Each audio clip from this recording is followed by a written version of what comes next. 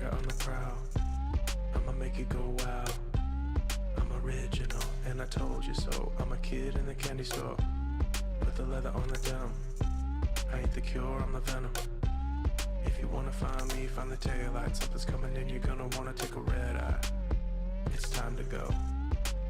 It's time to go. Get ready. Get ready. Get ready. Don't blink, don't blink. Get ready. Get ready. Get ready. Don't blink, don't blink.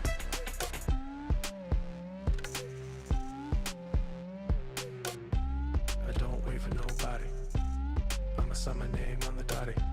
City lights call my name, drawn to the flame, and I'm feeling kinda naughty. I hit the ground running, step out the door and I'm stunning. Better hold tight cause you know what's going down. I'm setting the pace cause this is my town. So get ready. Get ready. Get ready. Don't blink, don't blink. Get ready.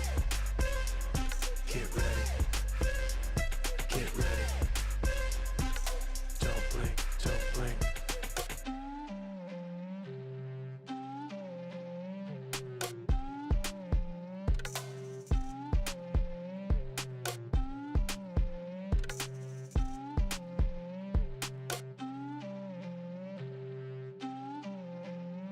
Get ready. Get ready. Get ready. Don't blink, don't blink. Get ready. Get ready. Get ready. Don't blink, don't blink.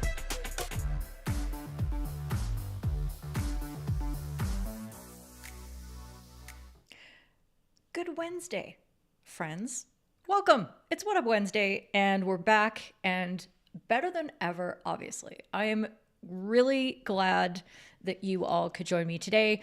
If you're watching on the replay, I'm really glad you're joining me, period, and joining this amazing crew of people who keep showing up all the time. So thank you to you folks who are watching live. Thank you for coming to replay. If you are a replay, hashtag replay squad in the comments. Do let me know. And if you have any questions that come up from today, that's where you go. I am always checking in. And in fact, I just had a question. I just saw the alert pop up that somebody named Load Runner just asked me a question on my last live stream, which was, when is your next live stream?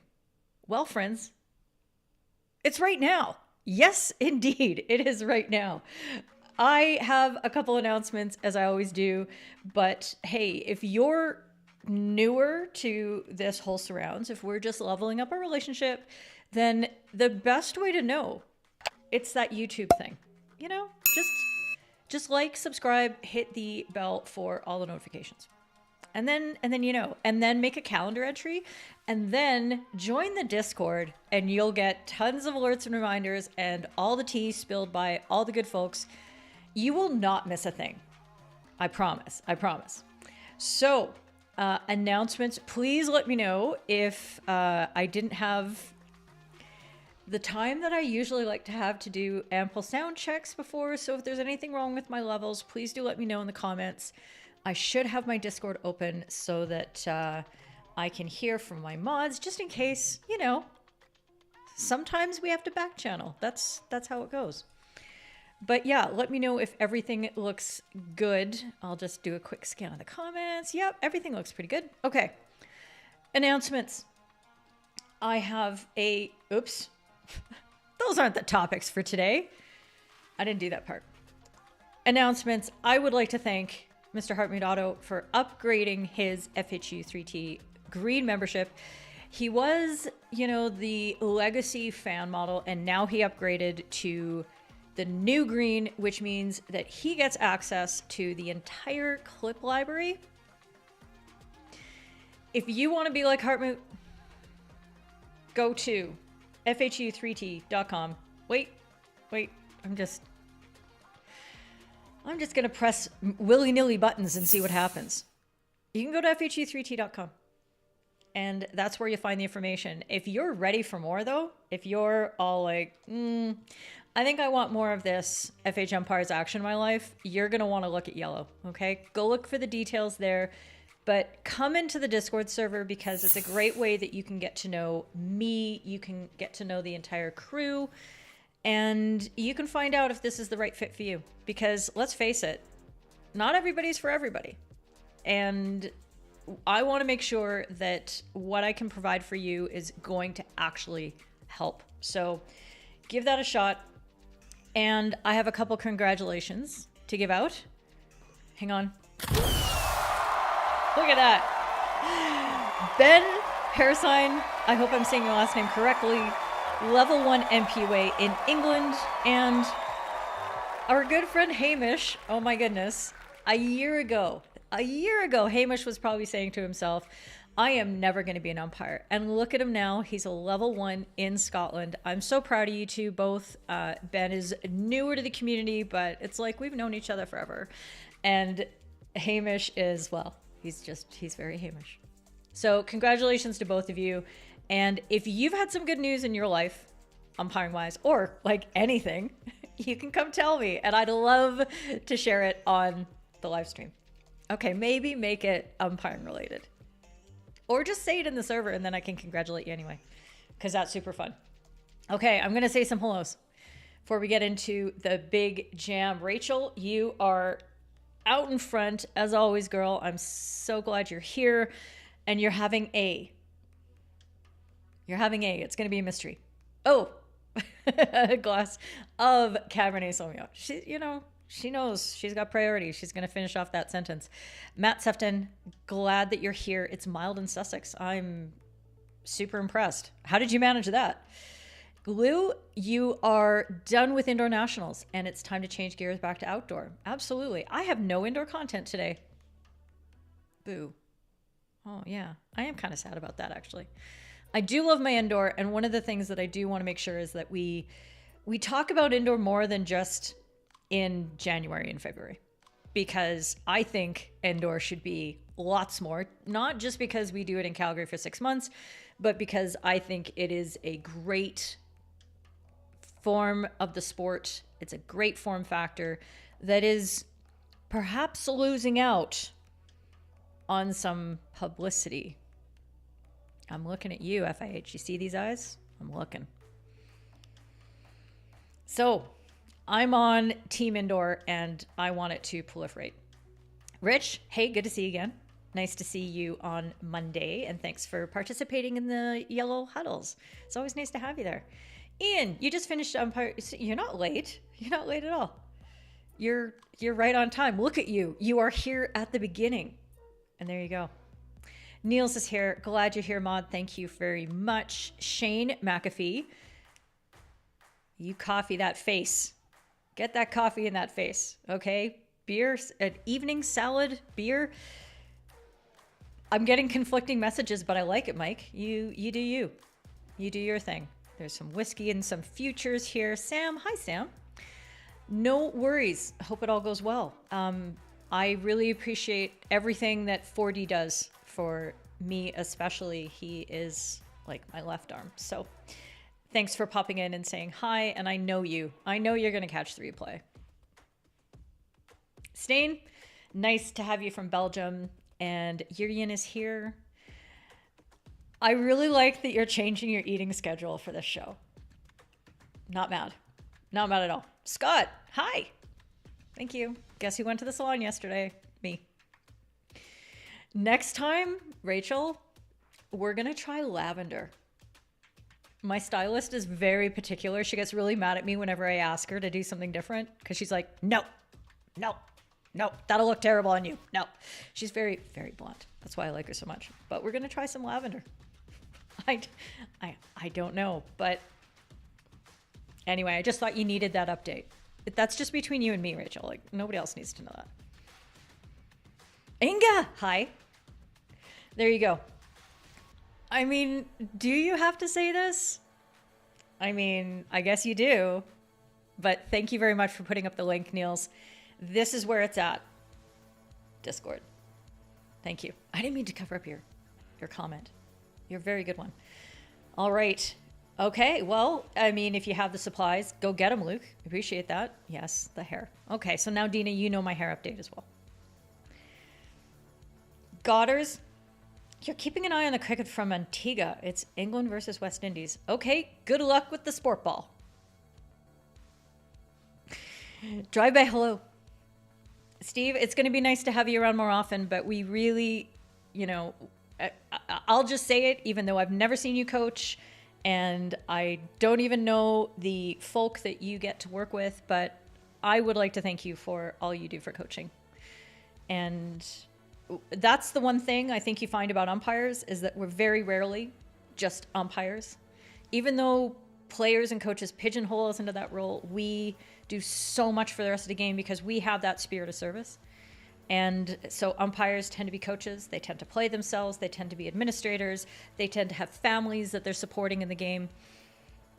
We're just all about that life, right? All about that life. There you go. Sarah, hi. New green friend. There you go. That is the link for the third team. Thank you very much, Niels. Appreciated. Steven, you're here early. Congratulations for making it. Stefan, Kia, Ora. I'm glad you're here. Yes. I don't know what we're well doneing, but it probably oh yeah, there we go. That's for Ben. And look, I'm not mad about playing this again. Wait, did it work?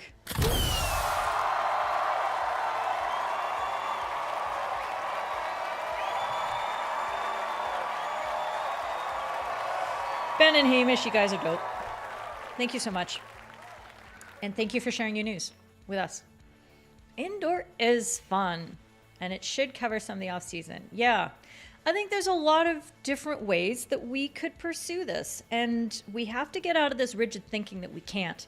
Anytime you say, well, let's change the schedule a little bit to this, everybody's like, we can't. Yeah, like, okay, negative Nelly. You know, how about a little more yes in your world? Try to trot out some positivity for once. I could sure use it. Come on, bring some positivity over. Hi, Tom. You're back in school this evening. You're tired. Oh, out. Okay. You're tired out this evening. I hope you're not in school right now because that would be kind of awkward if you were in school and you were watching the stream. Don't get in trouble. Nick Watt. Hello and go sport ball. There you go. Elsa B. Girlfriend. I'm glad you're here. Okay. We are talking today. We're going to go through a couple little social media things that popped up. Thank you to Yop, especially for pointing out some things on social media that I could bring onto the broadcast. We're doing a goalkeeper tackle. We're doing a midfield player tackle that looks like it's from about 1974. So it's almost as old as I am. And then we're going to talk about a question that Hamish brought up in the server about how to best card after playing an advantage. So we're going to go through that. And then if we have time, I have a bonus question. I'm not so sure. Boarding school. Also. Okay. I'm all straight now. Good. I'm glad I know exactly what's happening. So if we can get to our bonus question, we will. But let's see how I do for focusing and not squirrel ing with all the things. All right, here is our first one. Did I get this right? Okay, let's see. Van der Broek. Goed dus voor 2-1. Dan zitten we in het laatste kwart. Incorrect. Als Kampong echt de aanval heeft gezocht. En deze van McFerrin.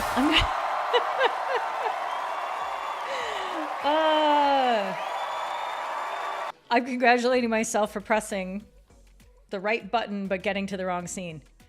Isn't that fantastic? How does somebody do that? Okay. What happened here? What happened? Okay, I'm gonna do this live. You ready for this? Okay. Because Van der Broek. I don't know. Goed dus voor 2-1. Dan this zitten all we got in het laatste written kwart. over. Als Kampong I don't echt de know aanval why. heeft gezocht. En deze van McFerrin. Because I guess the world is I'm getting some back today. I'm just getting some grief back. Okay. So we now have me on a black screen and we're about to have a video. Goalkeeper tackle. Don't worry. I got this. Okay, we Van de ready? Broek. Here it Goed is. dus voor 2-1. Dan zitten we in het laatste kwart. Als Kampong echt de aanval heeft gezocht. En deze van McFerrin. Actie onbestraft blijft. En hier Beetsma toch echt wel gelanceerd wordt. Bal buiten speelbereik. Maar de overtreding van de Broek. All right. You guys talk amongst yourselves. I'd like to hear your thoughts. And I'm going to make sure that I have the replay scene available. Okay, I have the replay scene available. Well, that's happy news. I don't know what happened to my main scene. Who knows? Oh my gosh. Thank you, Mr. Hunt, for returning.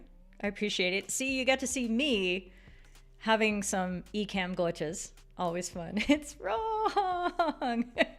That's what I do, right? Honestly, I don't know what happened. Hey, it's Load Runner. Friend, welcome. Load Runner is the one who asked when the next live stream was, and they found it. Thank you. Okay. It's my show, and I'll screw up if I want to. There you go. Hendrik de Vart. I hope I pronounced that right. I'll just say Hendrik. Hi. Good to have you. Does her stick seem to catch on the ground as she goes down, which trips the player? Whoop, never mind. Oh goodness, was the keeper okay? Penalty stroke and a yellow card for 10 minutes for Lou Raider. The keeper stick out took the legs of the, took out the legs of the attacker. Definitely there. I know, right? See, the thing is, Load Runner, is that I am here almost every Wednesday right about this time. So you can literally set your clocks and maybe occasionally miss dinner for it, depending on where you are. I don't know. Let me know where you are. Load, have you seen that we have a Discord server? Come into our Discord. Okay. The goalkeeper stops and goes again, catching the player, penalty stroke, and a possible 5-minute yellow card. Stefan wants a penalty stroke and a 10-minute yellow card. As a goalkeeper, you definitely a penalty stroke or a defending penalty stroke. I don't know which one. Defer to the wise umps on the card. Okay.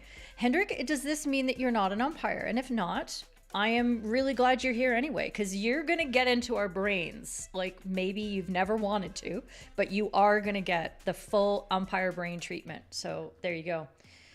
Rachel, from your angle, from this angle, our angle, it's the penalty stroke and yellow card too. Oh, there you go. Oh my gosh, Load, that is incredible. Thank you for staying up.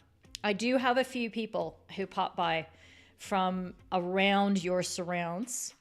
Gopi I haven't seen for a while, but Gopi's around there. But I do appreciate it. I know you are 14 and a half hours ahead of me. I got time zones. I got zones in different times. That didn't work.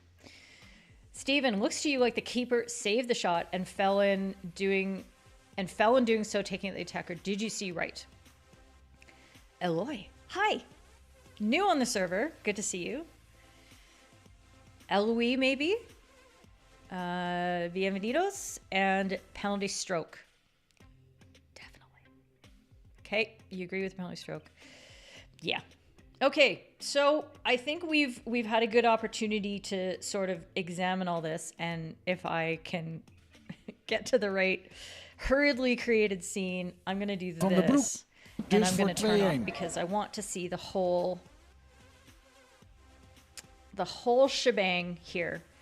Is that I know we always look for the ball on these incidents, but I'm not sure that's entirely relevant. This is the portion that I want you to notice, is that the goalkeeper is moving out to the side here. Okay, so the attacker is moving themselves at this point. I believe enough. They're not dribbling into the goalkeeper, and the goalkeeper's still in motion as the tackle comes in. And I think for me that a penalty stroke is the correct call. And yeah, probably a yellow card of some variety. Because of the physical nature of the foul in of itself. So if there hadn't been anything super physical about this tackle, I would have said, okay, the penalty stroke could be enough if it's the first instance of a breakdown play that's quite physical. The thing that I do want us to notice as we're looking back through this clip is at the moment, so this play actually breaks, I clipped maybe a little too close to this for the purposes of this part of the conversation. It's about the movement of the umpire, okay? And again, this isn't criticism. This is what we are going to learn, how we are going to get these decisions right in the future. I got a lot of glare on my glasses today. Don't know what's happening. But as this ball is starting to cross the center line, look at the umpire's positioning here. They are, at the moment of the pass, only about 23 meters away from the ball, or one quadrant ahead, only one quadrant. And with the pace of the game at many levels of play, that is not far enough, especially when the ball is breaking towards your area. Now, your proximity to the play should be a fluid thing. You shouldn't be thinking, okay, I absolutely need to be this many meters away, and I never get closer and I never get further. Absolutely not. When the ball is at my colleague's 15-meter and it's going to be potentially coming into my area, especially if I'm worried about an aerial ball, I might be down at my other 23. I might be even further, depending on what I'm anticipating could happen with that break. And then I change and I move according to what the team breaking out, the team in possession of the ball, decides to do off that 15-meter hit, for example. I don't want to necessarily be, how many meters is that? Like 50 meters away from the play or more when the ball is, say, just about to come into my circle. That would be bad proximity. So these aren't hard and fast rules, but I think we can all agree that it makes it very difficult for this umpire to keep pace with a fast breaking play. There's a lot of space in the middle of this field and not a lot of marking going on. So at the moment of impact, this umpire can't properly gauge the movements of the players laterally because he's in line with the play. And he's in motion. He's in full sprint. And that is a very difficult place. And even as he's in full sprint, he's looking to his side, over his shoulder, makes it really tough. So we can put together all the factors that would make it more likely to not come to the best decision in this moment. Okay. We only have these two angles, this one, and then the side-on angle here. Okay, but you can see from the side-on angle, it doesn't always look as bad because we're not seeing how that extra movement from the goalkeeper comes in. Okay, which we do see from this over-the-top angle. This more vertical angle. Horizontal, vertical. More vertical, okay? So that's what I have to say about that. Any other questions? I'd like to hear everybody else's tie-ups on this. Let's see. I think we had Eloise getting in there, Nick. And yeah, there's a big sort of, I'm going to block the player's body and not just the space, or not just the ball. The ball is on the ground. It's not flipping up anywhere. There's none of that. So yeah, really good point, Nick. I like that a lot. Inga's into it. The goalkeeper seems to change her movement pattern at the last second. Yep. Juan Pablo. Hi, good to see you. Senor Dabrowski, penalty stroke for sure. When the player dribbles, the goalkeeper has the clear intention of stopping the play, even if she touches the ball. Even if she touches the ball. Absolutely well said. And the goalkeeper is always moving. Yes. She's not there. She's not set. She is moving. Big arms, says Andrew. Big arms in the player's direction when the ball's on the ground. Yep. Making sure that the player isn't going to continue. And again, this isn't, I mean, there is a big danger element to this. I mean, you can see the attacker gets, you know, wiped out, you know, pretty hard. And the big, you know, you see her afterwards and she's laying on the ground, probably quite, you know, she's on the ground. I believe that's Aisha McFerrin. I think people are starting to identify who the goalkeeper is. It's a physical play, but a goalkeeper may decide in this moment again that, hey, it's kind of better to stop this right here and then defend a penalty stroke. That might be their decision at the moment, rather than giving the attacker the opportunity to dribble around them and get a free shot at goal. And we simply have to say, all right, what is the best way to redress the situation? Give back that basically free shot at goal with about the same probability of success. That is what the penalty stroke does. And then the personal penalty on top of that addresses the physical nature and the danger of it. Okay? You love her, but she's definitely not. Yeah. There you go. MacD, yep. Definitely a penalty stroke. And then, yes, the physical part gets the yellow for 10. Use the lines on the pitch as guidance, wanting to be at least a quarter of the pitch. Yeah, and that's the quadrant, quarter, whatever you want to say. At least. And I think you really want to try to be more than that quadrant and a half to 2 quadrants if the play is coming towards you. Okay? And then once you're in your happy place and you're that far ahead at that moment when the ball is around the center line, you have the opportunity to backpedal and welcome the play coming towards you because you're far enough ahead, and all you have to do is get to your end line to be happy. How does his colleague miss this then? Well, it's not about his colleague missing it. The controlling umpire has primary decision-making power here, and he gave the nope, play on signal. That was his assessment. Now, we can say that we don't think that was the correct assessment, but it would be a very fine and delicate line for the colleague to cross on the mics and say, oh, dude, you completely smoked that one. Like, come on, let's talk. Okay? You're there as a supporting umpire for support. That's why I call it supporting. If you are asked for a second opinion, if that umpire who is controlling gets questions, realizes from the reactions of the players, is uncertain about the first decision that they made for whatever reason, then you as the supporting umpire can say, yeah, I got some chatter for you. Let's meet. Let's Zoom.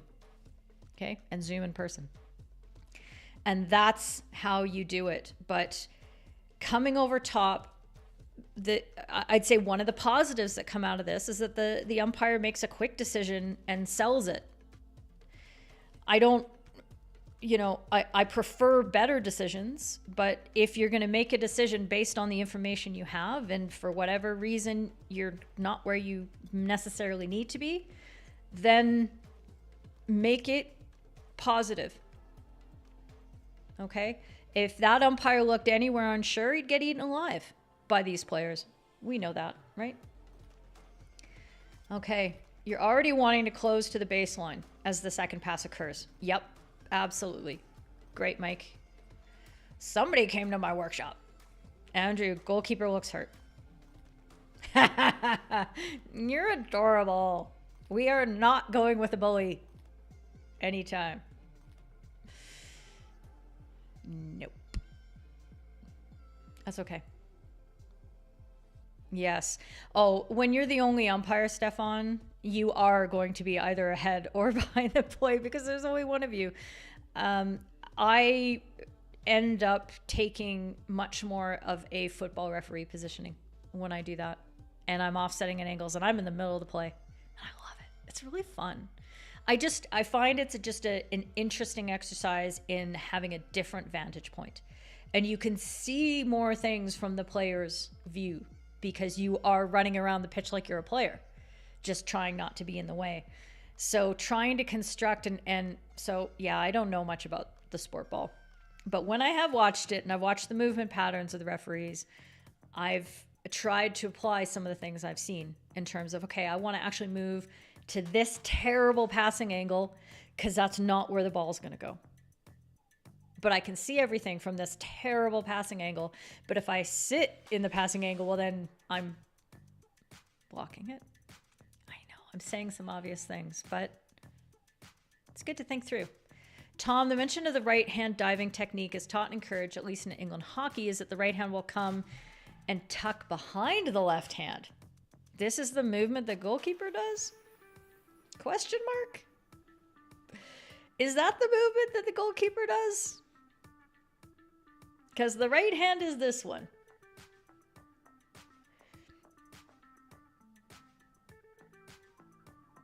Okay, the right hand, stick hand, right? So maybe that's the trained skill, but that's not what happens here. Unless I'm misunderstanding what you mean by tuck behind, because I mean, either it has to come like, I don't know what tuck behind is, but that's going in front of the body and into the attacker. So I'm not sure how many of those appendages took down the attacker, but I'm thinking there were about 3 and the stick was in the mix too. So that's what I'm seeing. So for Juan Pablo, because it's late in the game, yeah, and that's the other issue. You've probably had, if this is the first tackle of the game, that's been an extraordinarily clean game, especially at this level. So there you go. The goalkeeper tries. Oh, sorry, I didn't see your second comment. I apologize if your follow-up makes it more clear. In doing so, they infringe on the play. Yeah. Yeah. Uh-huh. And maybe that's an interesting point. And this is one of the things that I get out of being able to talk to coaches so much. And taking the level 3 coaching course, for example, we didn't have as many issues come up as I saw in level 2 and level 1, but I can have conversations with coaches about, well, this is what we're looking for as umpires. And coaches say, well, this is what we're coaching. And I'm like, maybe if you adjusted it this way, you'd actually have better luck. Or not better luck, but you would get better results, and you would less frequently be called. Your players would get called less frequently. And they go, huh, cool. Wish I knew more umpires like you. There are many umpires like me, friend. Well, not quite like me, but there's a few of us out there, and there's lots of people to talk to, and we have to have these conversations because we want to make hockey better. Okay. Hi, Yope. I already said your name, even though you weren't here, because I thanked you for bringing this. This was the one. And Yope actually not only, sorry, can I just say this? Because Yope didn't just say, here's the Instagram post, which he did, but then he said, oh, and here's the horizontal version in higher resolution, and here's the timestamp. Like, oh my God, timestamps. I love timestamps. You know why? Because I'm busy. You wouldn't teach the goalkeeper to go with both hands in that scenario. Greater stretch with one hand, and they should have the arm on the ground so the stick doesn't catch the player. There we go. So coaching techniques can come into this. Inga, true about the mic and the supporting umpire, but yes, I would give him some. You might. Maybe, but maybe not. So I can see that side of it, Inga. My concern would be that if my colleague is getting lots of grief, that rather than by telling them, you might want to go with a penalty stroke on that one, what I'd be saying is more, do you need help? Or I saw something, rather than proclaiming, because there's a lot of body language and leakage that comes into these situations that really impact on how we can present. I don't want to say sell, the way we present our decisions. And if I'm over the radio going, dude, you might want to consider that one again, especially with the snark that I'm capable of, my colleague, especially, maybe they're a little less experienced than I am, maybe they've been having a tough game, and I use that kind of verbiage, my colleague might go, maybe they get defensive, maybe something like that. I want to be as constructive and supporting as possible and help the game, not just help get the correct decision in that moment, because maybe that's not the biggest deal. Yeah, fourth quarter, big stroke, 1 goal game, that's a big deal. But there may be more at stake, including the entire credibility of the game, confidence of the players, and the 2 umpires as a group. There's a lot of things coming into it. So think about that. You agree, lead with the left hand. Okay. Now you guys are... I'll take this into my next goalkeeping coaching workshop, this conversation. That is a really good point, and it's about the ability for us as the controlling umpire to take in input. So if you're in a good mental state and you've got that skill, you might say, yo, did I catch that one right? Did you see something different? Especially if you're getting some feedback. I'm not saying that that's the only time, and we're not trying to encourage players to dissent and appeal. But if you get some signs, some information, all the players stop because they're expecting a penalty stroke, and they're like, what? We're playing this on? That is a really good time to strike at that conversation. So I like that a lot, Inga, and that's personal responsibility, putting your ego aside and getting that help. There you go. Okay, so they're still talking goalkeeping coaching thing. I like it. Yep, this is just... there's no defender behind me. Let's go for the penalty stroke. Yeah, I think so. Okay. Also, being the only umpire in the park is easier. I love doing high school games like that. It's just because otherwise they're just because they're slower and stuff like that. And I really like being the person who can say, control the entire game. Oh my God, I'm so egotistical. Okay. Yep. Is a 5-minute yellow possible in the scenario? It's possible. It's possible. Who can justify a 5-minute yellow here? I want to know from y'all. What would be the argument for 5-minute rather than a 10-minute that doesn't involve, it seems kind of mean to a goalkeeper? Because we don't care about their feelings. Okay. Staying in Belgium, it would be a mandatory 10. Okay. And that's okay, but why?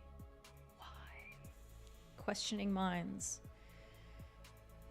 If I'd been given what my colleague might have seen, the next would be difficult to sell after the big play on signal and depend where the supporting colleague was. Yeah, and that's another thing. And that's another reason why if your colleague's done a big thing like this, yep, off you go, nothing there. And then you're on the radio going, no, that's a stroke. Hey, you might want to... There's players around you listening to what you're saying and hearing you telling your colleague. And then you get outrage. Then you get... So I like, Inga, that you're putting all of the different factors together, because this is what we need to consider. Yeah. You got points, so there you go. Yeah, here if you want to. Yes, exactly. So you know how big I am on language and our choice of words. So there you go. Yeah, PC if you want it over the mic.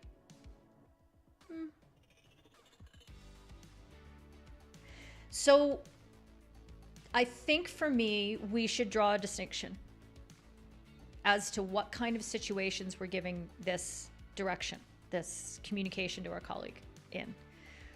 If you suspect your colleague has been unsighted, that means they don't know they've missed something. You don't know what you don't know. So to say PC if you want it is okay, but actually in that situation, you should just be telling them. You should just be telling them corner. And then for everybody's benefit, you can say, foot. And sorry, I'm pointing under my desk like you can see that. You point at your foot as you're talking to your colleague on the radio. Yeah, it was a foot. It's one of those. And then everybody sees this communication between the two of you. Your colleague does one of those, but you initiate it on the radio. That's fine.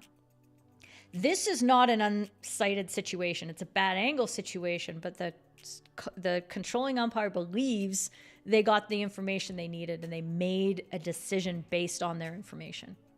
Not great information, but information. So this is not the same situation as being able to say penalty stroke if you want it. And as a supporting umpire, your skill has to be in understanding what does your colleague need from you? What have they seen? What haven't they seen? You're kicking back, okay? You're not the one who has to figure out like all the whistle timing and all, you know, you've got this nice big view of the pitch. This is your responsibility. This is on you to be able to anticipate their needs, their challenges in those particular situations. So I hope that sort of delineates a little bit more, I think, what we should be looking for. Stop time, don't make a decision yet, and they were able to tell you that the ball was on target for a penalty stroke rather than off target for a penalty corner. Okay, and this is another this is another sort of variation on that. Okay, and in Luke's situation, this is a decision that in your pre-match chat, I believe that you and your colleague should agree. As the supporting umpire, you're the one who has the best angle on this. So if we're talking about an angle of a shot, particularly on a penalty corner, if I'm controlling, I got nothing. I'm like watching everything happening side on. The closer that ball is to the net, to the goal, the less ability I have to properly pick out whether that was going on target or not. Or there's a certain range in there. I'm kind of starting to visualize as it's going through. But this is something I want to hand over to my supporting umpire. And so I know there's been impact. So I may call nothing and I may call time. I prefer making a decision. And then if I haven't heard something from my colleague yet, I'll make a decision and say, did I see that right? Is it a stroke? Yes? Great. Okay. But you prime yourselves before the game starts to have that conversation as you're going. Okay. Yeah, but if they're playing an advantage, then it's none of your business. Like, you want to stay out of it at that point, because what are they going to do? Come back to it? Because you're adding in some extra information that they've already processed. If they're playing an advantage, they've seen a foul and they're not going to blow their whistle because the better option is to continue play. They don't need you to tell them penalty corner if you want it, because they know. They're like, no, I'm playing advantage. I don't want it. And then you're saying penalty corner if you want it? No. Superfluous information, and it invites the mistake. It invites them to come back for a corner. You don't want that, because that's 2 bites of the cherry in most situations. Okay. Good discussion though. I like that. You stop time without making a decision. You were able to talk to the players. Yeah. And that's okay. And that there are the 2 different ways to do that, Luke. And depending on your level and whether there's video and all that kind of stuff, obviously most of us, 99.9% of us don't have video, but there's a reason why decisions get made at the top level immediately, because how it gets fixed depends on that initial decision. If you don't make an initial decision, everything gets completely borked. There you go. What? I have no idea how many people watch. I'm just happy y'all are here and I get to see, nice people doing that. So, but yeah. I made this pretty graphic. Look how pretty it is. Don't make me come over there. I'm just glad you're here. Thank you. If you do, say yes. If you don't like it, then hit the like button twice. High impact and high risk of injury, sorry. And Mr. Hunt is at 5 minutes. 10 minutes for slidings are mandatory. Yes. Yeah, that's not a slide tackle, by the way. It's not a slide tackle. So you had one last Sunday. You entered the card in the hockey app. It specified it was for sliding. You didn't have to add the yellow card duration. Yeah, okay. And that's a way to structure it. And also, and I just want to be clear, not because it's, I'm not picking on your language. I just want to make sure everybody understands that you're building an assumption that when you say sliding, you mean a slide tackle that has created body contact and brought a player to ground. Because sliding is not a foul. Okay? So, but if it wasn't a foul, you wouldn't be entering it as a card anyway. So there's a lot of assumptions built in there. I just want to, words, careful, you know.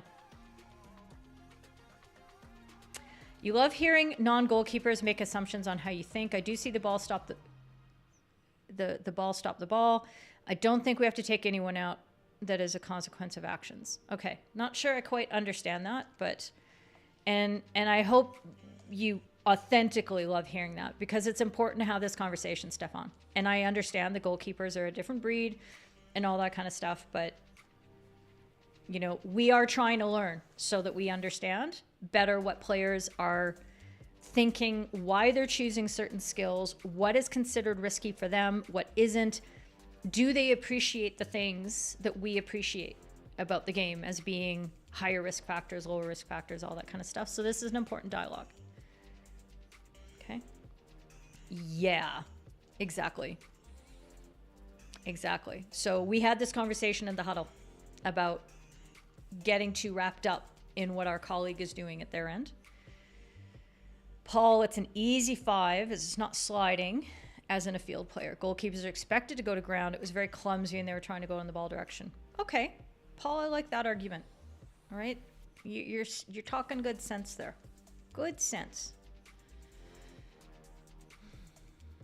Yeah, you had a chat watching the back post. Good. I like it. Did you take the high impact of the game into consideration? Another good point. Yep. I'm enjoying this. I'm just gonna start clicking on all your comments. What is a stroke? Great question, David. So a penalty stroke is akin to what you might see in sport ball as a penalty kick, which is the ball is placed about 9, 7. Which game am I thinking of? Indoor, outdoor? Some meters, either 7 or 9. I've forgotten. Somebody tell me. I know you will. Out from the center of the goal, and the goalkeeper has to be relatively still, starting with their heels on the goal line. When the whistle blows, the stroke taker can take essentially a free shot at the net. They cannot hit the ball. It must be a push, flick, or scoop. And yeah, it is a high probability scoring situation. So that team penalty is meant to remedy situations where that level of foul, that level of opportunity has been taken away by a foul. Or it's very, very intentional. I have problems with that, but that's me. Okay. Yep. You remember it being in Q4, so the 5 would have been a big impact. Yeah. Yeah, I mean, maybe it was late, and in the context of the game for actual impact or how it affected the game, it doesn't matter if it's a 5 or a 10 because it would have been the whole rest of the game anyway. Who knows? But I think there's arguments on both sides, and I think as a UM or an umpire coach watching this game, I wouldn't have been mad either way. I would have been, yeah, okay. I can see both. And I know that doesn't help players and coaches who want the certainty, but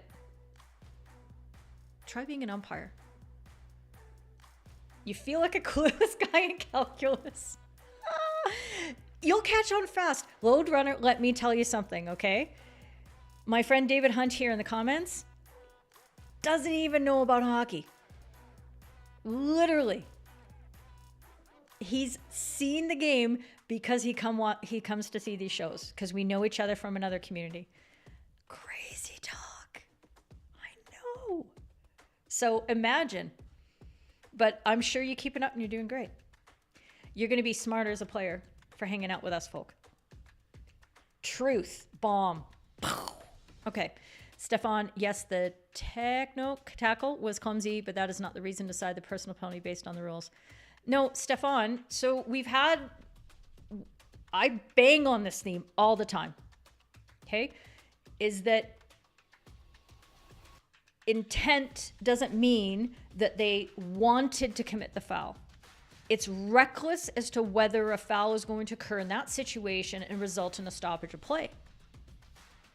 Was that a highly reckless challenge in the context of that event, that scenario?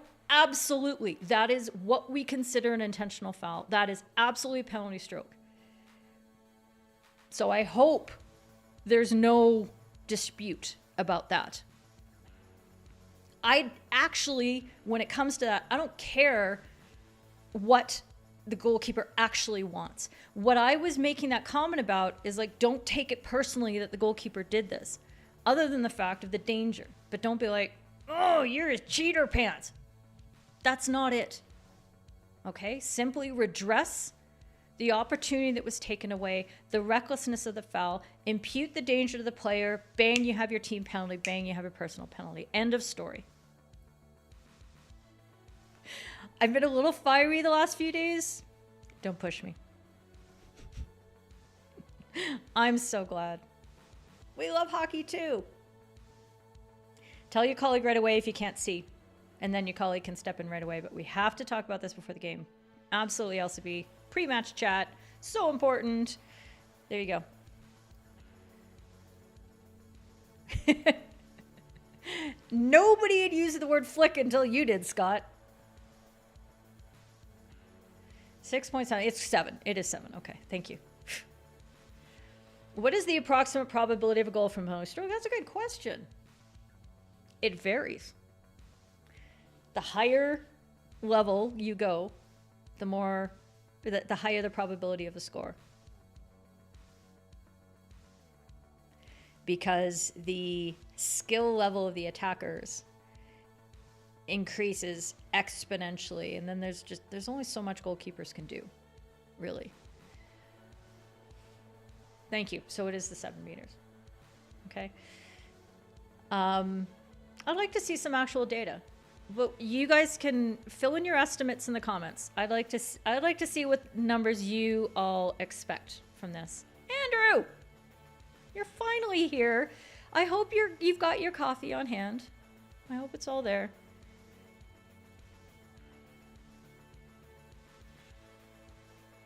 No, I don't think goalkeepers are berserker either. Okay. Excellent. Okay, more than 11 minutes left. Sure. Okay. I don't know why 9 was coming into my head. I just, okay. What was actually decided on the field of play for this? The umpire signaled for play on. Nothing there. Clean tackle. So that's why we're discussing it. Yeah.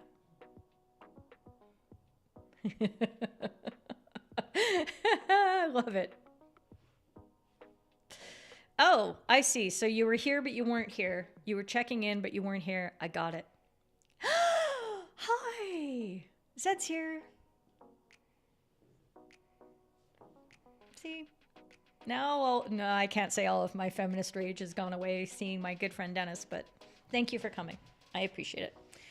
How are we doing? Oh my God! Why are we still on question number 1? It's because you guys are so interesting. Okay, well, I'm not sure why we had to get into all the other stuff about goalkeeper thoughts and that sort of thing. So, because that's not why we're basing our 5-minute or 10-minute. Okay. Was I around when Det de Bos was keeping goal for Netherlands, big stopper of penalty strokes? Right. And there are, and I don't, this is not to disparage goalkeepers. Strokes are incredibly difficult to stop. Okay. So I'm not, this is not what it's about. Let's see. Mike D says 90 to 95% success rate. I'm sure that spammer's been taken out, so I'm not even gonna. 95% save rate 1 year. What? He always chose to face a penalty stroke rather than a penalty corner. Made some of his decisions interesting. So is that how goalkeepers think? Or are we not allowed to talk about that, Stefan? Yeah, don't put a burr under my saddle. Okay, next one. Thank you very much for all that. It was a great discussion. I really enjoyed it. Here it is. There is no audio. So have you met the Instagrams and have you met every account that realizes in order to get the highest amount of engagement, you should put up a big tackle and try to inspire some controversy?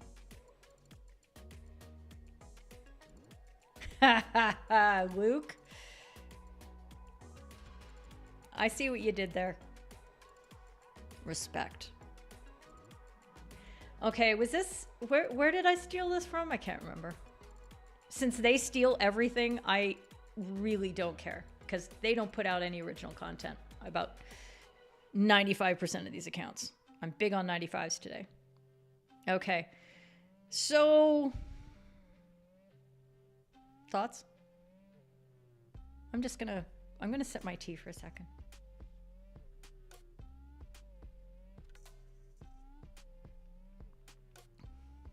Listen to my theme music on instrumental for get myself in a happy vibe again.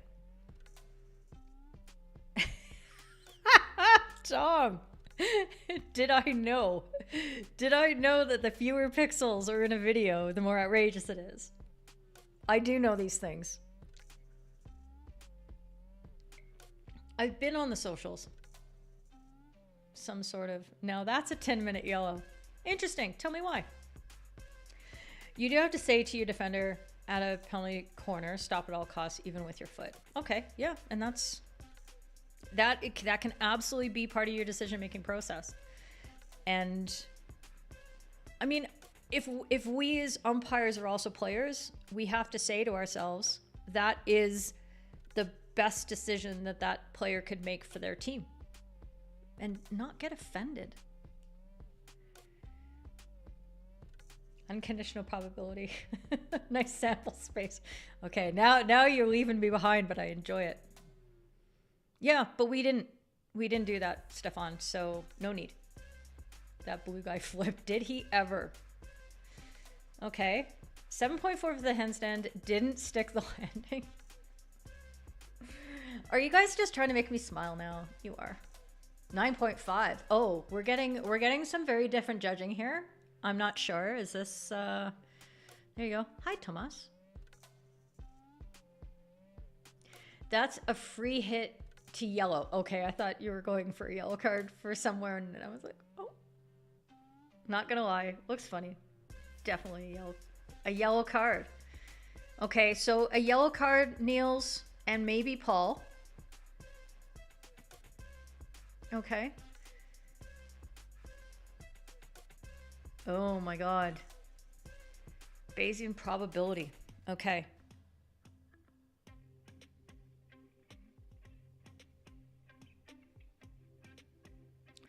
Okay, I am going to, this is super low.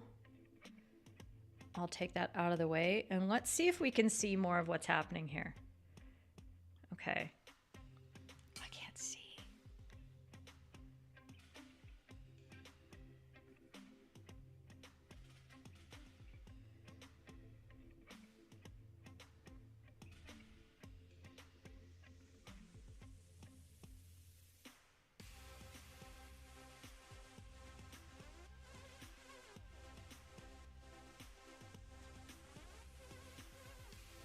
Paul? I gotta say, I've been agreeing with a lot of your things this week. This I do not.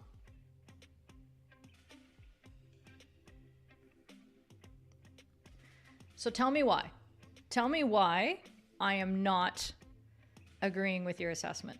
Okay? I want you to answer this.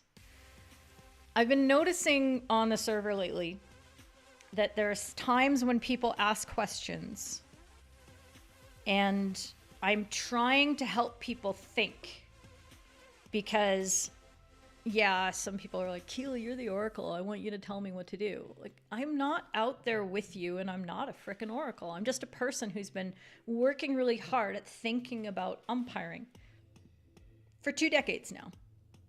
It's been my obsession. So I don't want you to be as obsessed as I am, but I want you to think, and I want you to ask yourself questions, and I want you to test your own selves. Can you explain out everything? Can you take the other side and see if you can find a weakness in your own argument? Because that's what I get to do with you guys every Wednesday, is to find out when my thoughts, my assessments have weaknesses.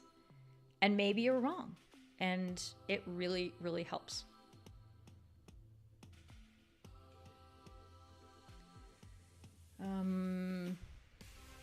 You've done it. No action taken. Gut feel, defender was in place, attacker runs into him. Says Rachel, if the yellow player actually tackles the ball with his stick, it's either play on or it's a free hit to yellow.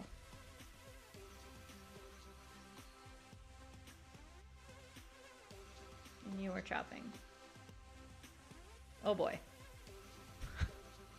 If the landing's not sticking, then only a 1.5 out of 10.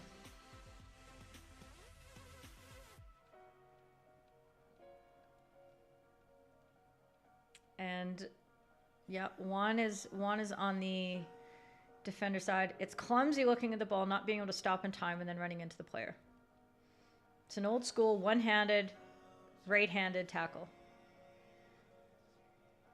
Does he? I don't know. I think he gets both. I think he gets both mitts down. I think he's knuckling that one with if he didn't have gloves. Okay, load. I want to. Okay, since the yellow guy successfully deflected under his control, blue just ran into him. Maybe a card to blue. Maybe. I think what you want to consider here, load, is that we're looking for instances where the play is broken down. So if this action by the blue player, let's assume that the blue player has committed the foul by obstructing the yellow player and preventing him from being able to continue to play the ball here after successfully tackling, which that's my reading of this highly pixelated situation. Then if that action does prevent yellow from continuing to play and it breaks things down, well, then maybe you would consider a card. But if yellow is able to keep playing, I don't think you really need to take any further action. Okay? Yeah, it was reckless. Yeah, it was sort of thing. But the ball was turned over. So attacking fouls like that, we would take more action if it was something inherently dangerous more often, or reckless. I think this is just like a great tackle by the yellow player and just a little bit, unfortunate by the blue, who just makes no effort to get around whatsoever. And it's the full body, not the barrier, Paul, that the yellow player has, it's not the leg that takes out the blue player. If it was, totally different story, and we got to talk. We got a conversation to have here. But here, the blue player just runs straight into where the yellow player's head is. It's his head and torso. It's not the barrier. It's this part. And he's just getting low on the ground. It's that if the ball were to go into the yellow player's extended leg, that's the barrier. So this is when we start using the words without understanding why or what the words mean. Yeah, that's a long barrier, but who gives an F? What we care about is, does the physical presence of the body in that configuration take up more space that they're not entitled to take? No, it doesn't in that situation. Okay. Free hit yellow, says Luke. Staying to open up the discussion because it's not open yet. What do you do when a defender who's standing still puts his stick on the ground to stop the ball as the attacker's almost completely on them? He's entitled to, but danger. Discuss. I need to turn on a light. I'm sorry, my lighting situation has changed. There. Better. Just wondering if this is obstruction by yellow as he moves to the right to block that channel.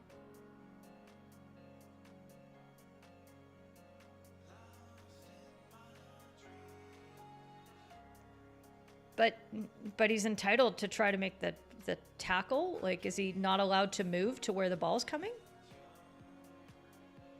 The blue player picks up the ball at the center line.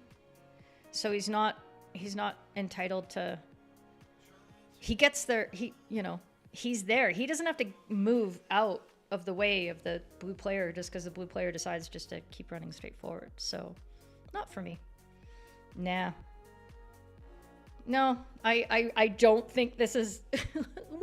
The blue player has almost broken his neck. I don't think we need to dissuade anybody. I don't think anybody's looking at this going, you know what? I'm going to try that later. That looked really fun. No. It's not... We don't need the message there. While the player's making a long barrier, you don't feel that the body had an impact on the play. Oh my god, Scott. Thought twinsies yet again. They were ready to tackle and stood their ground, meaning the attacker needs to go around her. Yep. There you go. Yeah, it's just, it's play on if yellow gets the ball. I don't think that yellow tackler was, what's interesting is with the velocity that the ball travels off the yellow defender's stick, how hard did the blue player play it at him?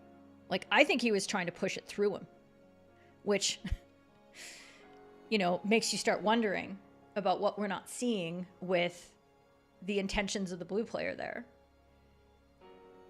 And they're like, yeah, I just want to get straight through because there's a nice fat pocket of space behind dude friend there. And then he took no attempt to move around. Just thought he could go straight through. Definitely obstruction from attacker, but maybe if the defenders already played it, meaning it didn't have impact, so play on. Yes. I don't know. I don't feel like I need to rub it in. Okay? I just don't, as a player, if that happened to me and an umpire said, don't do that again, you getting flipped over somebody's back because you're stupid, that's not very empathetic of us.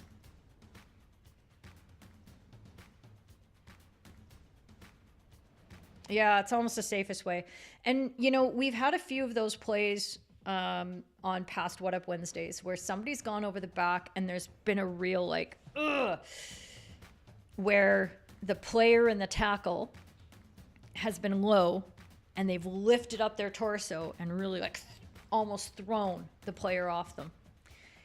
And we don't like that because that adds extra danger onto the situation. I don't think... I turned it around in my mind and we talked about it. Is it possible that that's the safest way for that player? Because if they don't try to get the player off their back, are they going to get collapse under the weight if the player doesn't have enough momentum to carry them over the top? I don't know. I don't love that argument. Just as somebody who back in the day used to be able to make those tackles, we're talking more than 20 years ago. We're talking 30. I was that kind of player, and if I stood up, if I lifted somebody up, it's because I was being a dick. Sorry, I was being a jerk.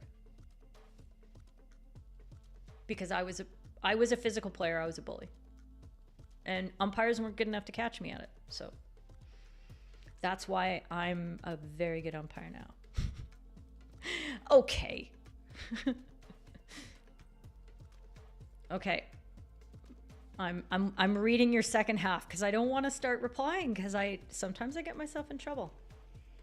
If the yellow player had stayed up, it would have been more likely to be free to yellow. Okay, I understand that. And that is something to sort of keep in mind, but given that it's necessary to make a block tackle. I learned this in coaching courses. If you want to make a good block tackle, you got to get down low. He slides his right hand back up the stick from the end to the middle after the tackle. Okay. I learn something every day. Okay, or blue player going to the 25. Okay. Yeah. I know, right? Is everybody a little fired up because it was International Women's Day yesterday and I've been dealing with nothing but microaggressions for the last 48 hours? It's true. It's not that encouraging to smash your head. Yeah. Okay. Oh, it's your twin's birthday. Wait, I have a... Stain, I hope you haven't left yet. Oh, damn it. I have to be in this scene. Hang on.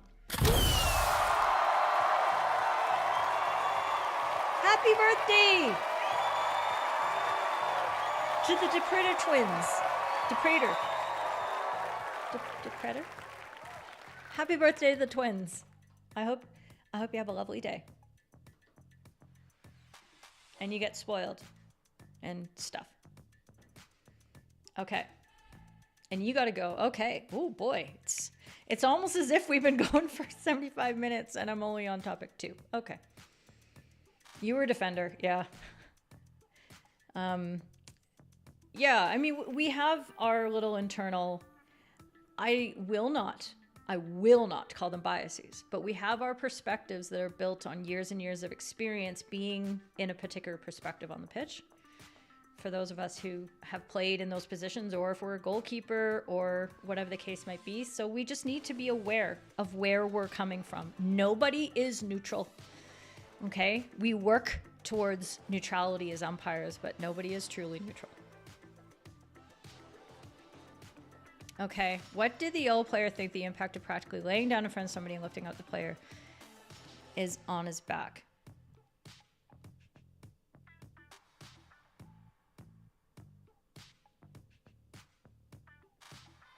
I'm not sure. I'm not sure exactly how to put the English together for you.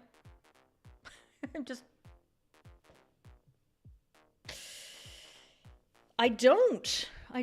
I wasn't a nice person. I'm not saying that this was holy smokes. You should have seen me in my 20s. I was not cool. Everybody was scared of me on the pitch, unlike now.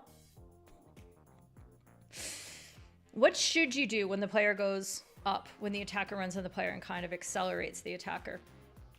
Well, that's a good question. In those situations that we looked at earlier,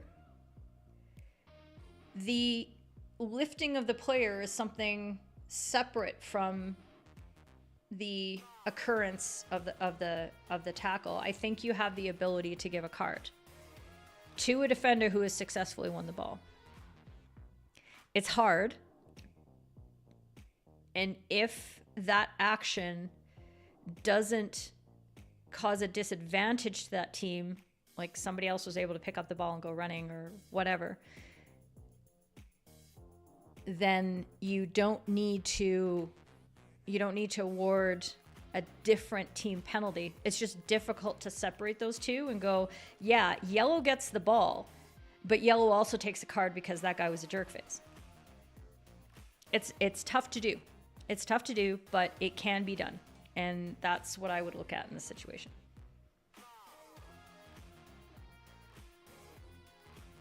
Okay, so Rich, you don't know if being entitled to make a challenge is the same way knowingly creating danger. It's not an easy call. On the other hand, though, if the blue player had more skill and had read what was happening, you see a defender go down extremely low in that block tackling position, what do? Dribble around them because they're effed. You know, like, so there was nothing in that tackle that tells me, like, all he had to do was drag to the left a little bit and he would have gotten the yellow card.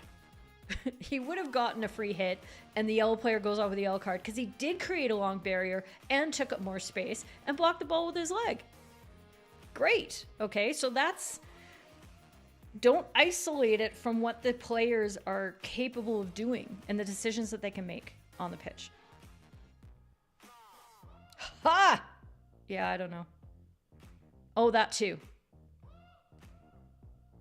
See, I don't like either of them.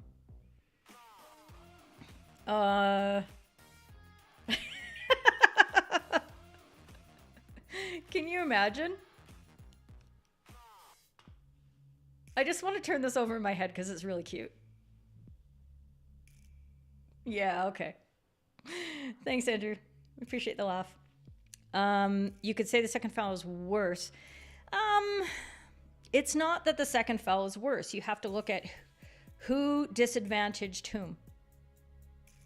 Did I English that? Who disadvantaged whom? That's what you're looking for. Yeah, you're absolutely right.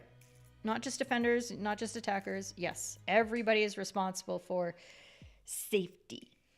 Okay, good discussion again. Just getting all that positive affirmation in here again. Okay, 12 minutes to go through Hamish's fantastic question. Playing advantage, then bringing it back after the first foul. He's asking about how do you do it right? I have made a video on it actually. And let's see if I'm able to pop this in. I know I didn't prep the mods beforehand and see this. So I did a, Feature Friday where I explored this, and I might have done it somewhere else. I don't know if I've done a live stream on it though, because when I did a quick search before this show, I didn't come up with anything. So let's talk about this because this is a good skill to develop, and it helps develop both your ability to create flow, to not allow the breakdown conduct of one team actually break down the play, but still gives you all the control that you need in order to send the right messages to the players. So here's an example of control of the ball. A long advantage card. Ozzie Smith.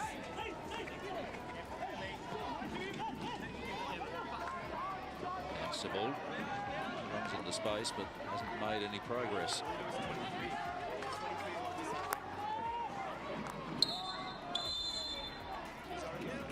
Now, something happened off the ball that the umpire was not happy with.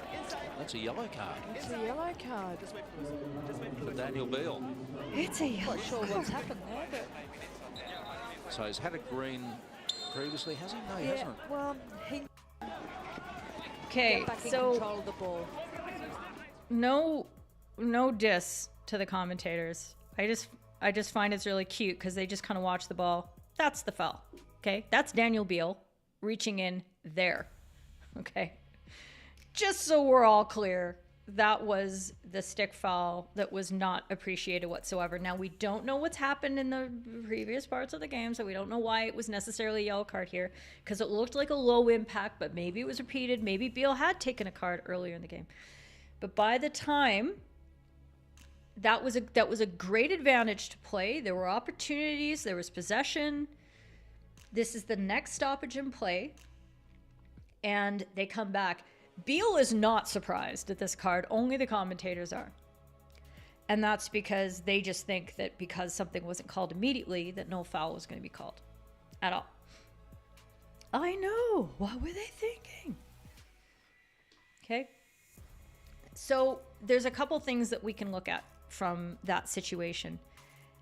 And it's difficult when we're watching a broadcast like that to see the things that go into a well-played advantage and communication going into a card. But that's the key word I want you to think about is communication.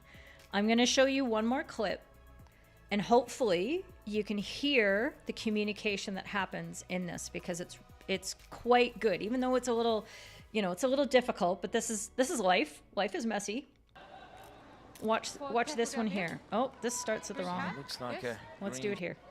I've just told you who's Delaney. getting carded. There's the aerial pass, and unfortunately Janssen couldn't bring it down, and strong coming together. Coming out on top though is Tocolino. Finds Caballero. Caballero, that looked like it went out of play. One of the Dutch hands came up. It was De Goede. What number? Yes. Which number? Behind the goalkeeper. I don't see a number. This Yeah, one? yes. For tackle down there. Green card. Looks like Yes. a green card being issued to Sanders. She's already Coco? Yes. had a green Coco? card Yes. Long corner. in this match. Okay. Yeah, long corner. Okay, so I think it's pretty obvious, even more so than the first one, that the tackle that's the problem is that one right there. Okay, so Alicia plays advantage on. She's very close to the play, which kind of makes things problematic, but you can hear her say to her colleague something like, I'm coming back for that. Did you get the number? And I'm not sure exactly who she's working with. It could be Cindy, it could be somebody else. And Cindy says, yeah, I got it. And then when she stops the play, Alicia says, you know, what number was it? And it takes a couple seconds, but they get, yeah, it's the one behind the goalkeeper. It's number 18. Okay, and then she also asks for affirmation. How am I going to restart this play? That it is going to be with a 23-meter restart. And that is another great point that you really need to be aware of when you are playing advantage and needing to come back to a card. I'm going to look for some of your comments before I spoil everything with my dissertations here. You always shout play on. I'm coming back to that, so it's not a surprise. Absolutely. Inga, you had one last Saturday, a first for your colleague, and he loved that it was possible. I love this journey. You had to indicate to the fans you'd seen it would do something about it, but why stop play if advantage? Absolutely. You ask your colleague to remember the number when you plan to return. Yes. Okay. So a lot of the good stuff is there for sure. Let's see if I can get my slides up. So the first point is communicate. You're going to communicate to the player. You're going to communicate to your colleague if you can, and you're going to communicate to the arena. If you can get all these things,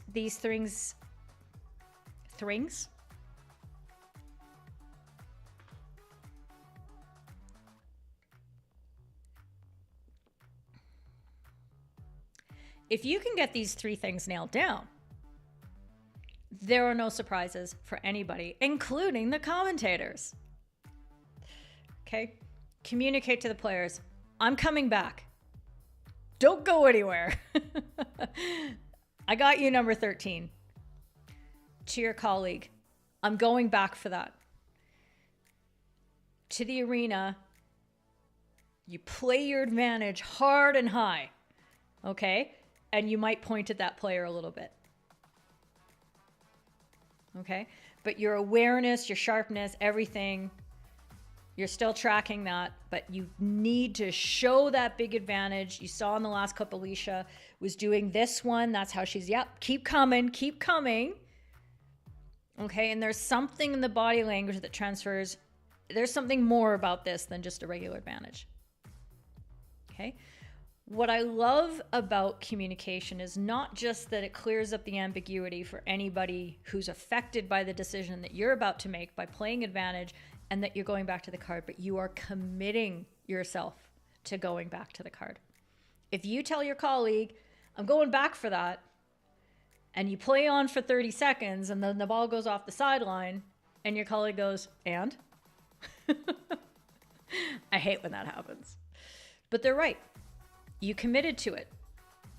I will, in fact, I'll be saying, I'm coming back to that, and I'll be reaching into my back pocket, which is another signal to the arena. Oh, she's got a cards in her hand. Oh, she's got a cards in her hand. So they know something else is going to occur from that. I'm sending those body language signals that this is not just that little bit of an event. And as you saw in the second clip, or heard in the second clip, hopefully, Alicia saying, can you help me with the shirt? Because especially in on female players' uniforms, the skirts are small, the shirts are small, the numbers are small, everything's small. You might not have numbers on the front of players at the level that you're umpiring at. They might not have numbers on the shorts or skirts. And you can't, they're just barreling towards you and you can't see. You can't see because the defender makes that tackle facing you because they're breaking down the play and you can't get that number. So you ask your colleague, what number? Get that number for me, which is what Alicia did in that situation. That's another form of commitment. It gets your colleague involved. They know that you're coming back to it and they know that you're playing advantage and they are there to help you. It's fantastic. Okay. Then you're looking for the next stoppage in play without breaking the momentum. So I had a third clip that I thought I would show, but I don't really have time, where you could actually even continue to play on to the next stoppage where there's a cleaner, more definitive breaking of the momentum, and then go back to that card. Now, this is fine skill, friends. This is like, be a professional. Don't try this at home sort of aspect, but you might be able to play on to the next one. Understand the risks that you could be inviting more confusion into it. And when I've seen this carried off, I've seen umpires will be playing advantage and they'll be showing that advantage. They'll call a free hit and then they'll be going back to an advantage again. Because this is actually signaling as to what happened before.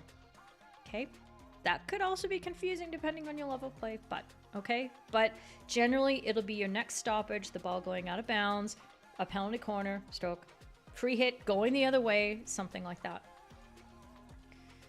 And then communicating again. So you saw when, and you could hear when Alicia had that player, she had the player right in front of her, which is really cute.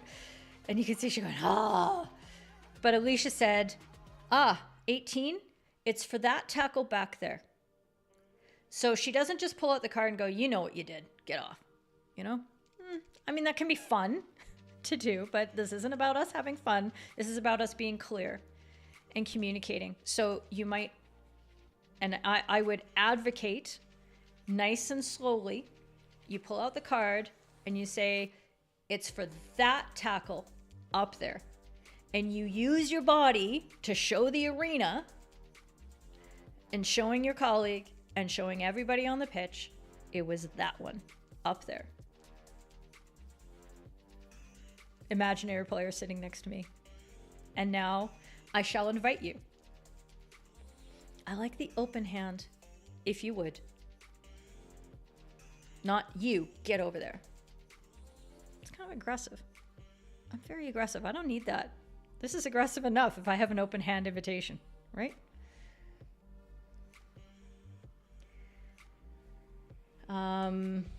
Let's see. Shane, you shout out play on, but I'm coming back to that. Yep. There you go. It's a lot of words though. So if you can find a way that's comfortable for you to say, I'll be seeing you in a second. You know, there's a lot of things that you can do to make it yours. As long as it works at your level, in your culture, all that kind of stuff. You need the delayed penalty call signal from ice hockey. It's just this, right? They do that. They've got their hand up in the air. This is I went to an ice hockey game recently, so I remembered all the things that I've forgotten over not watching ice hockey for 2 years. But it's this. We're doing this.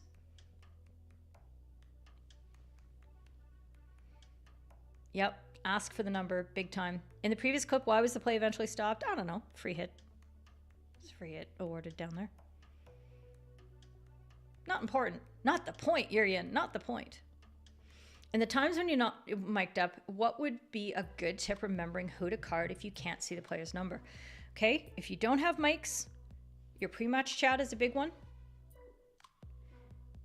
And hey, if you hear me calling out a big advantage when we've seen a breakdown play, but I'm playing an advantage, anything you can do to help.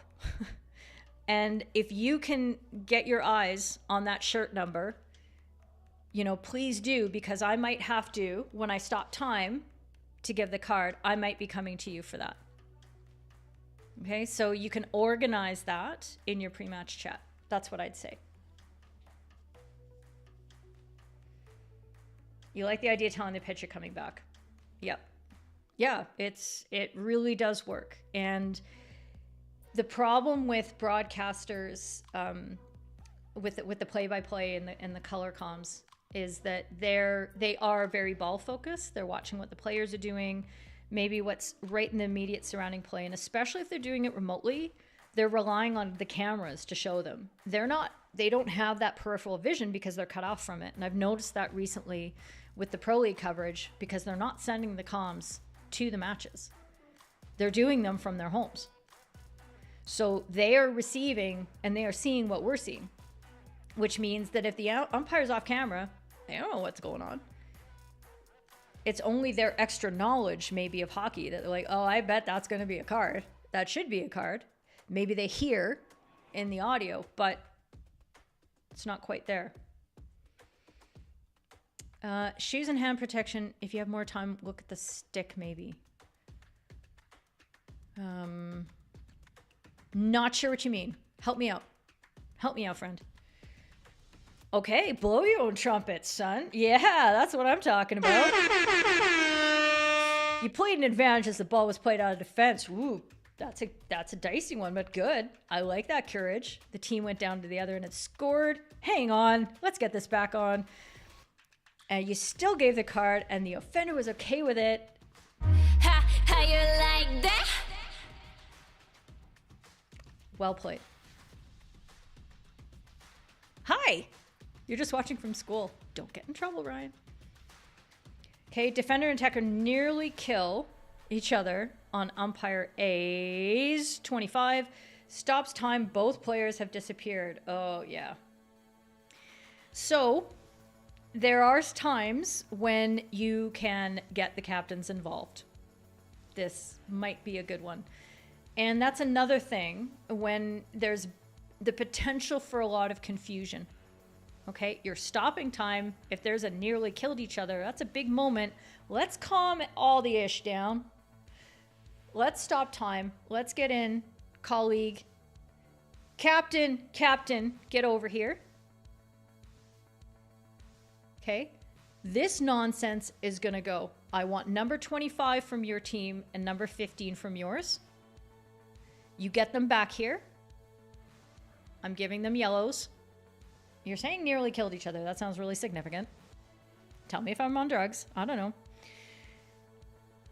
And also, knock that ish off. This is not happening in this game, and you two are responsible. Sort it out. Okay, so take that extra time. And if you've missed the numbers, then as we've covered in other What Up Wednesdays, you could ask the captains. Remember this nonsense that just happened? Remember that time at band camp? I want that player here. You show me who it was. Or I'm going to take you. Because you're responsible for what just happened there. Bus throwing to commence. Under with. Yeah, there was some kind of free hit. Oh, this story continued. Sorry, the colleague got one of them, and A found the other one hiding between mates. It's ridiculous. To identify the player later, but making sure your colleague remembers the number is way better. Yes. Yeah, because you don't always get the right story, right? There you go. Didn't think of that. Yes, the captains are responsible, and you can ask them. When it comes to something like that, where it's a misconduct, you have, I think, a little more latitude to impose the sanction on the captain if you have to. Yeah, the captain could say, oh, actually, it was number 6. Keely Dunn, she's Yeah, it was her. And they picked the worst player on the team, send them off. Okay, that can happen. But what does that do to your overall relationship with that team and with that captain in the future? Because it'll get back to you. Like, you'll hear. You'll find out afterwards. And yeah, they've made you look stupid. And so the next time you see that captain, you say, remember that time at band camp? You told me it was number 6. It was 3. And you gave me that number intentionally. Not cool. Okay? You and I need to work together. We need to respect each other, and you need to respect this game. Don't pull that ish again. Okay? So this isn't, there's a long-term aspect to a lot of this stuff. You were told to accept bad language as part of the game at any level. Okay, we're switching gears really, really quickly. I'll do this fast. Is this just an excuse for bad language? Ridian Burston, welcome to the show. No, you don't have to accept bad language.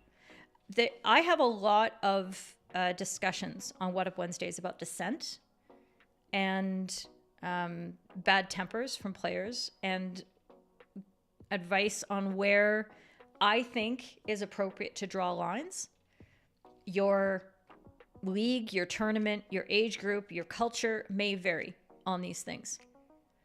I am a massive sweary pants, as the third team now know, now that they've been hanging out with me on the Discords all the time. There's a time and place for things, and if that time is on the pitch, if the place is directed, or the occurrence is directed at you, that's not okay. If the time is on the pitch and it's loud enough that it can be heard by spectators, which could include kids, which could include people who have a much higher standard for language than I do, that's not okay either. And that's, for me, where you draw lines. I don't care if players are just occasionally swearing under their breath and, whatever. But if they ever turn that on me, that's when we have something to discuss. And it'll be a very quick discussion involving my card and their seat in a butt. Their seat in a chair. Their butt in a chair. You get it. We have to keep working to make sure we don't become any other sport ball. Okay? There was a time when you had a stick check in your circle. I didn't see it was. Needed your colleague. Were you right to send the captain if they didn't make themselves known? Okay, so that's a little bit different. Okay, because that is not a misconduct so much as it is an actual action. And I'm not as comfortable with that. Like, I think it's possible. But if you just send the captain because you don't know, if you go to the captain and say, I missed that breakdown tackle, and don't just say a stick check because I don't care. A stick check is not an intentional foul. An intentional foul is an intentional foul. A breakdown play is a breakdown play. A stick check could be anything. Okay, so let's get our language straight. I didn't see who committed that breakdown. I missed the number. Are you going to give it to me? And captains who are like, no, I didn't see who it was either. Well, I don't think you can send them. But that, you'll remember. You'll remember.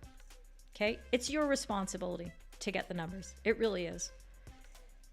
On things that are affecting the play and disadvantaging the opposition. Okay? But a captain who doesn't give you a hand like that, come on. What kind of constructive relationship is that? Luke, you caught a bad tackle and you awarded a green card to who you thought you caused it. He came quietly and said, it wasn't me, sir, it was another player. I told him unless their friend owned up, he would be the one. Walking. He turned around to find his friend who had disappeared, so he ended up walking. The actual offender came back to me and said why he had carded his friend. I told him his friend paid the price for his poor judgment. Boy, there's a lot of heavy lessons to be learned here. Yeah. Right? It doesn't pay to behave unethically. It doesn't pay to cheat. In the long term, it's just going to backfire. Luke, you're more than late. You're only popping in right at the end. But you were umpiring Bucks Northern Conference Finals. So, sir, your excuse is well met and accepted. And I hope you had a fantastic game. Okay? Thanks for the fantastic conversation tonight. No bonus question because it's like past Achille hour. So we will get to that question next week, most likely. And any other questions that you have, if you see things on social media and you want to get a constructive answer with some good discussion and some good principles that you can take into your next game, please come into our Discord server right here, artfully constructed and well maintained by a fantastic group of FHU 3T humans, and let us know. The ones that I think are going to create some great discussion and are to a benefit to even more of the community I bring out on the What Up Wednesdays. And I really do like the questions like Hamish's about playing advantage after a card, because these are the skill or the tactic type questions that help us get better at our craft. And again, great advice that you can take into your next game. So please do join up if you haven't yet. And don't forget about the FHU third team options that we have. Okay, it's a great way to support us, but also get some value and extra support out of your umpiring. Okay, and let's see what else is happening. You're very welcome, Ian. I'm always glad to see you, and I love your pictures. Make them public on Facebook, and then I can share them on FHumpires. But I can't share them as Keely Dunn. And if they're only available to your friends, I can't share them. That's Facebook. I hate Facebook. You're very welcome, Rudy, and I hope you come back next time. Hit the bells. Hit the bells. You're very welcome. You're going to take it into next weekend, Rachel, and I love that. Thank you, Sarah. You get in that discussion. And Yope, thank you for making this a great show as well. And Nick, you had some great points tonight. Thank you so much. Scott, as always, awesome stuff. Okay, enjoy the rest of your Wednesdays, and we will see you again very soon on the Discords. Bye.